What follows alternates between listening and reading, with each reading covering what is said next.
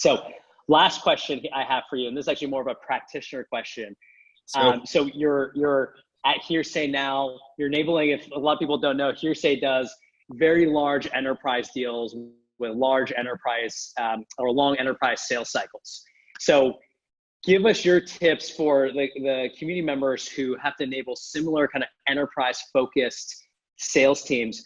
How are you viewing the world of enablement for making that type of team the most productive they can be?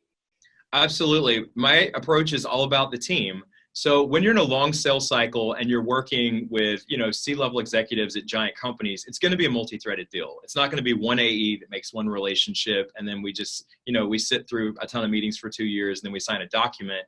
There's going to be a ton of people involved. There's going to be an executive sponsor on our side. There's going to be, the sales professional that's going in the door. And then there's going to be all of our other people, the solutions team, implementation team, engagement managers, customer success.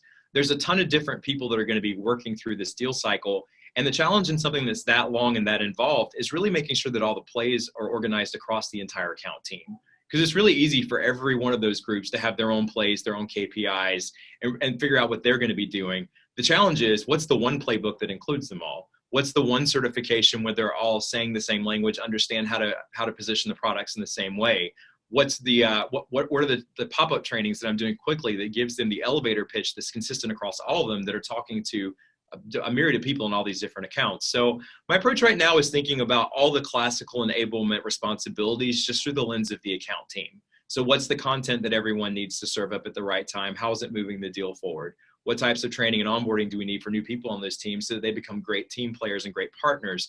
What are the soft skills you need in order to be a great communicator? Because when you're working on a team of people that's in a deal cycle that's long, that's working with that many other contacts inside, a communication strategy is critical. It's not just, I'm doing the job you're telling me to do, but I'm communicating that job to the right people at the right time so they know what the next step is.